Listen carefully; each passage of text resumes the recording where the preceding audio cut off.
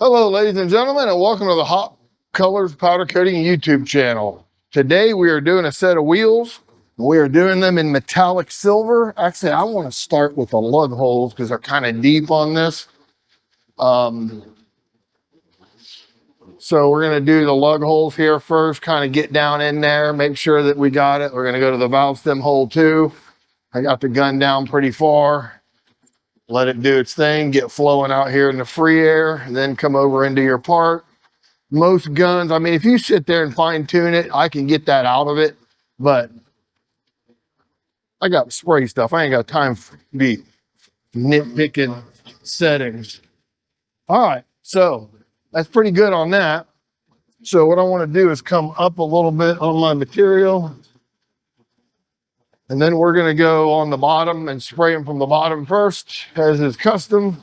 That's the way I do it. For some reason, I like it that way. And really right here, we're just trying to put a coat on the metal.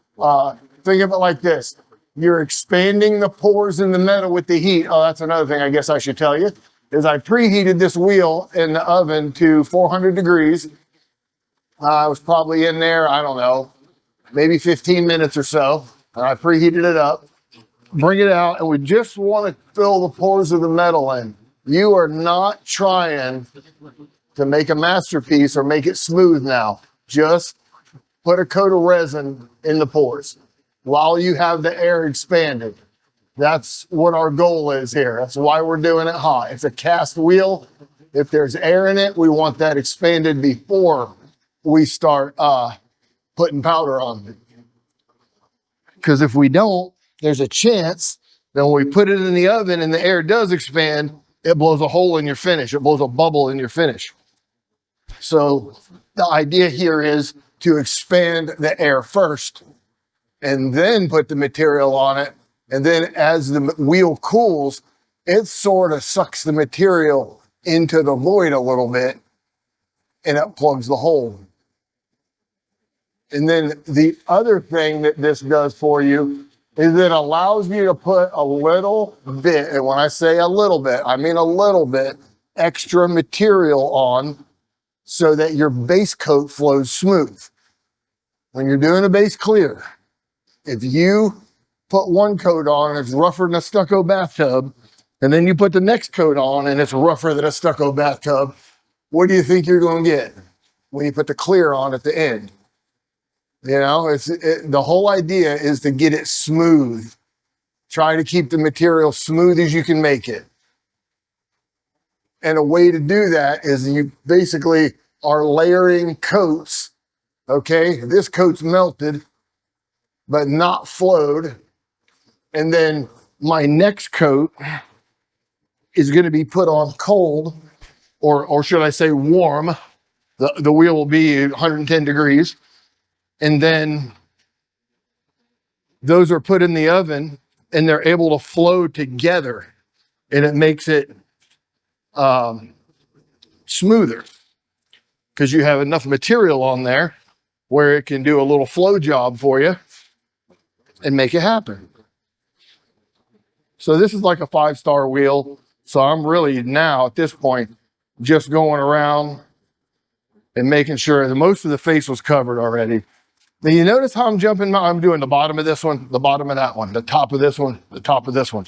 That's because I'm trying to keep things even. The wheels are hot, right? But they're cooling. So how cool are they? That's the question. So what you do is you try to keep everything even. I shot the bottoms of those basically at the same time. And if I shot this whole wheel out and then went and shot that whole wheel out, well, that wheel's going to be a lot cooler than this one, and there's a possibility that they're not going to be the same. And that's why you see me when I put my hot coats on, I bounce back and forth. But then when I put the cold coat on, I don't really do that anymore. I guess it just all depends on what you're doing. Now that we got the wheel cooling a little bit, we're going to put out even a little bit more material. That's kind of the way that I control the thickness of my coat, is with how much material the gun's putting out. My hot coat, you know? And I just, I kind of try to make sure that it's a controlled thing. because what you don't want to do is put too much on. Then they all flow together and it sags or runs or does whatever that is undesirable. We don't want that.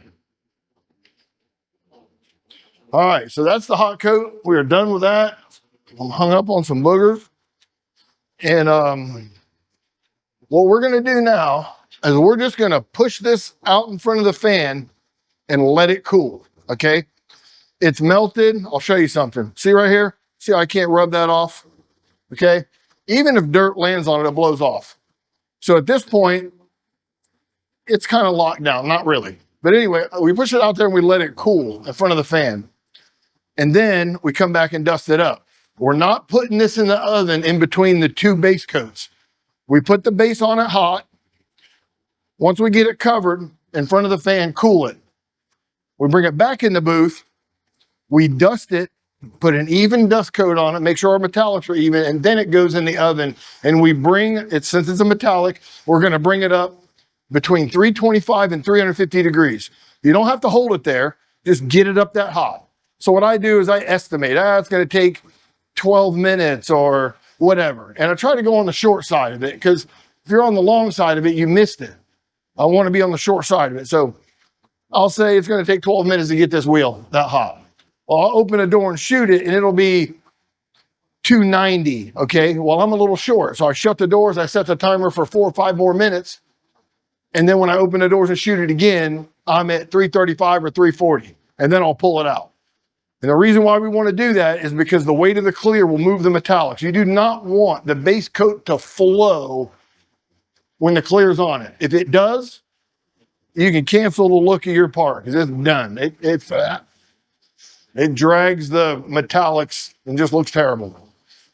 If you've ever seen it and wonder, well, I wonder why that looks funky, it could be the reason. Could be the reason. You got to make sure you cure the base coat. The clear moved it around. All right, we're going in the oven. No, we're not. I lied to you. See, I sit here and just told you what we were going to do, and then I turned around and told you we were going in the oven. We are not going in the oven.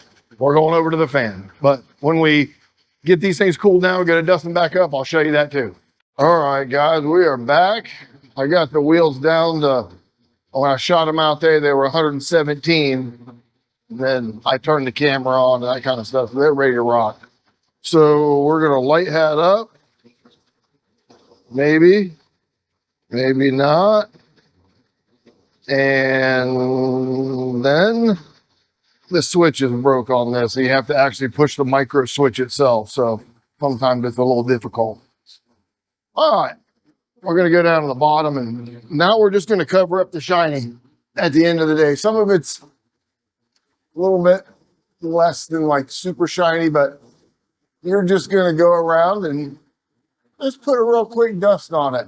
I took like 15 kV out of the gun. I shot the first coat at 45.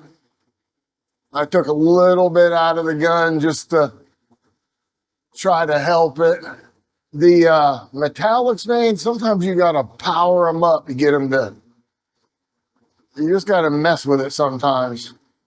That kind of comes down to experience when you can tell if it's working the way it's supposed to. You know, some people will just be fighting with it and they don't understand that that's not the way it's supposed to work. I've went to help people before and they're just like, you know, I'm like, well, first of all, this shit's so far out of whack.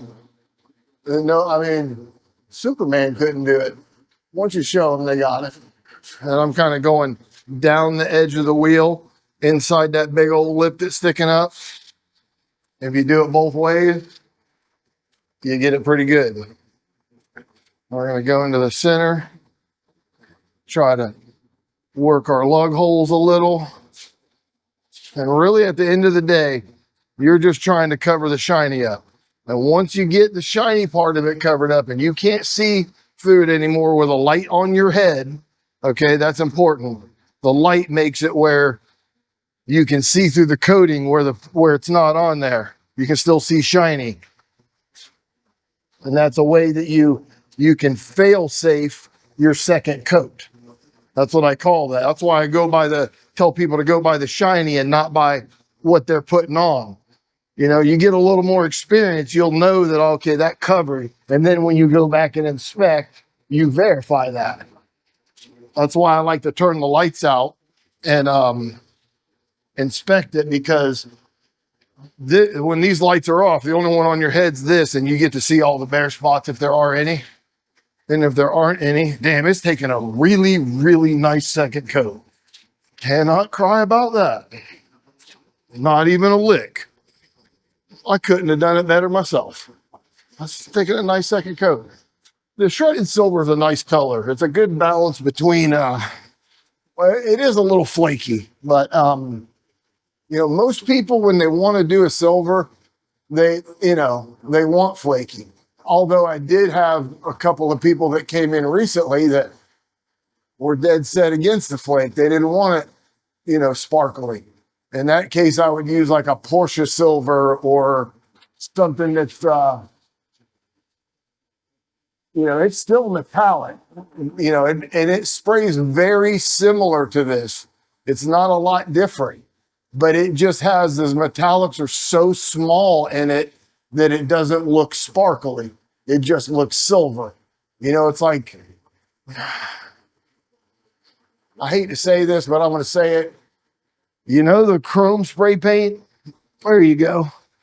It's not quite as tinfoily and cheapy looking as that, but it ain't far from it. But by the time you clear it, it comes out. Porsche silver's a nice color, but it's, before the clear, it's borderline. I'm going to tell you, you're just like, ooh, all righty then.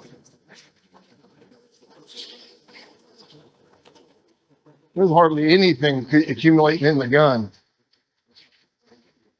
All right. Get our gun running out here, and I got the valve stem right there. We're going to go around and kind of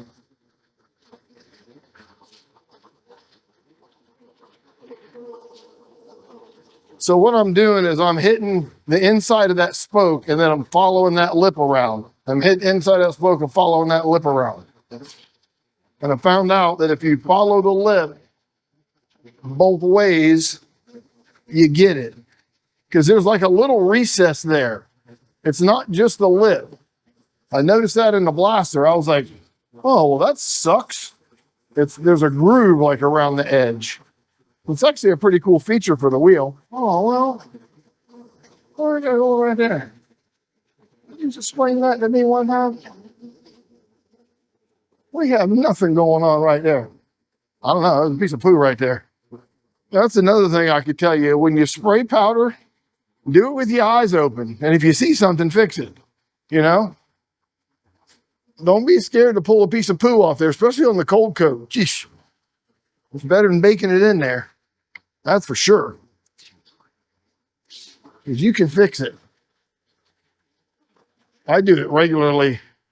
We're wide open to the world. My doors are open to Florida. So it's not bad now, though. God, we're finally to the season where you can live in Florida.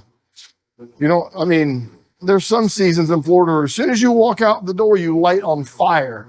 And it's a constant all day trying to put the fire out.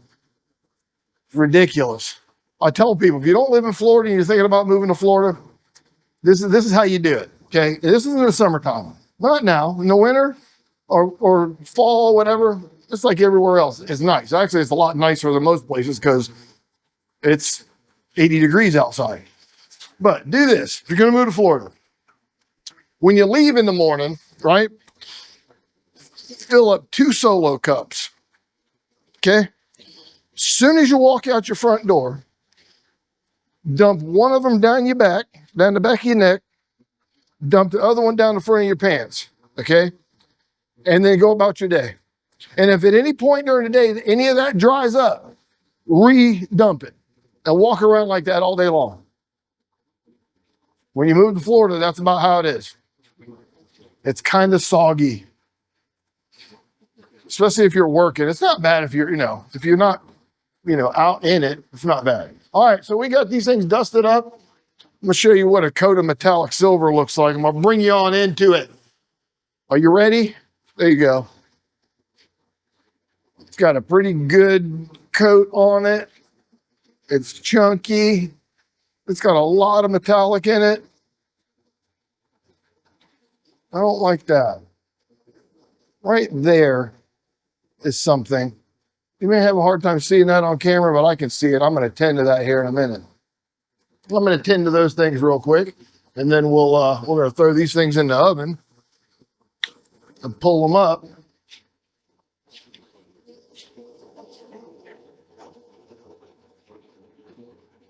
Yeah, something laying on it. I don't know what it is. I probably want to come back and even my metallics up like I was showing you in some other videos. You get your gun running, back up a good distance, and just, you feel like you're not doing nothing, but just do it because you're doing it. It evens the metallics up a ton. You can tell it on flat panels better. If you ever do flat panels, you'll be able to tell that it's doing the thing. Okay, I like it. I like it a lot. We're good golden. I like it. All right, we're gonna go in the oven with this, and then we'll show it to you when we come out. All right, guys, I lost the audio for this clip, so we're just gonna do a voiceover. We can kind of save this clip. I got you a little better view here. You can see what's going on. We're gonna start on the bottom of the wheel, and we're gonna spray, try to marshmallow this baby up. As you can see, the material's coming, through the wheel, and that material is charged, and it is sticking on the face of the wheel. And this is the reason why I start on the bottom. You're just getting a bonus on the top, and and when you're not spraying directly at the wheel, there's no fear of back ionizing the surface. So you might as well start on the back and then work your way around to the front. It's kind of bonus coating the part of the wheel that you're not really pointing at. It works out pretty well, actually. All right, here we're going to move on to the face of the wheel. And usually I pick the valve stem or something like that as a marker. And then I start. What I'm doing is right here, I'm doing the edges of the spokes, the corner where the spoke meets the drum of the wheel. And you see, I'll go around one way, and then I'll go back the other way, shooting the other side of the spoke.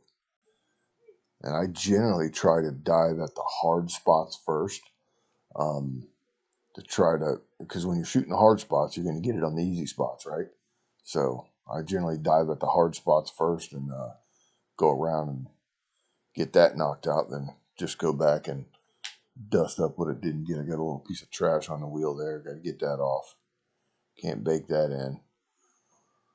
And we're just going to go around and marshmallow it up. We're pretty close to done here. It looks like I'm working on the lug holes there. More poo, it looks like. Don't know what's going on there. Yep, more poo. Gotta go. Just got to make sure that you watch for little particles or anything that's out of place that's laying on the wheel. It's difficult to see it a lot of times before the powder's baked, but once you bake it, oh, it's real easy to see it then.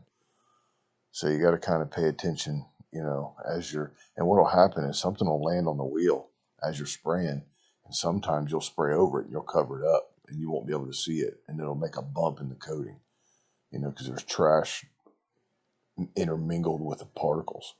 So you got to kind of watch for that a little bit. Now I'm just going around doing the outside of the drum. I like to do all the whole wheel because the part that I'm doing now is the part that's going to see the most condensation and the most moisture. The outside of the wheel will dry, if it gets wet. The inside, if there's moisture in there, it's going to be moisture for a long period of time. You're like, well, how does moisture get in there? Well, you put compressed air in there. And compressed air has moisture in it unless it's dried. And that's just the way it is. You stop at those little stores and put air in your tire, and they got that little 99-cent pump out there that they charge you $20 to use. Yep, that's pumping water in your tire. So that's what's one of the reasons why I do the whole wheel, inside out, whole 9 yards. Here we're on the back side of the other wheel, and this is just going to be a rinse and repeat of what we just did. This is a little better view. This is a really good view, actually. I might have to start using this camera angle more often. Let me know in the comments what you guys think about This camera angle is definitely better than the first camera angle. You couldn't see jack squat. I went back and looked at it afterwards, and I was like, man, I need to hire a cameraman or something because this is ridiculous. But we got these things just about done here. We're going to turn around and get the other side of the wheel. I kind of look at one side, because the light's on your head, and then I turn around 180 degrees the other way so I can see the other side. And you'll see things here and there that you might have missed or not quite covered. So you got to kind of spin around on your butt when you're doing the bottom side. Then this is just going to be more rinse and repeat. We're going to come up to the top, and we're going to go around the face of the wheel. See how I'm starting at the valve stem hole. I'm doing the edges of the spokes. I'm kind of following that lip around.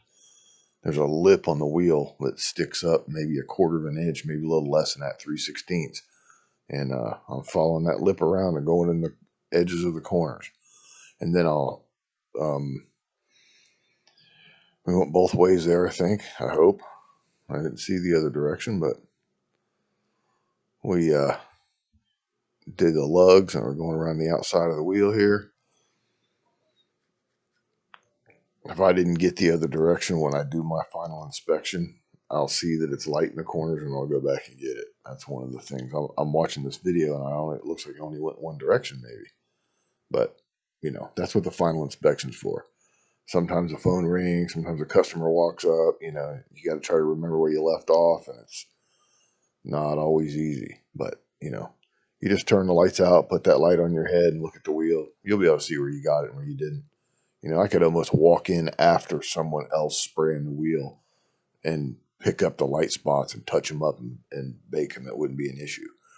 I'm real particular about my inspection process because that's the money shot. That's it. It's going in the oven. It's done when it comes out. And if you miss a spot, it's a respray. And you do not want to have to strip and respray a wheel because you didn't take an extra 30 seconds to inspect it. It's just doesn't make a lot of sense. All right, well, looks like we got them about done here. I'm just looking at it and make sure, and I'm blabbering. I could tell I'm blabbering because I can see my lips moving. And we're going to go in the oven with them. This clear bakes at 18 minutes at 375 degrees. So what that means is once the wheel reaches 375 degrees, they will be in there for 18 minutes. So the total time on this wheel, I believe, was 33 minutes was the total bake time on the clear. And the oven was set at 375 degrees. And we put them in there, baked them out, and they came out great. We'll show you what those look like when they come out of the oven. That's coming up right about now.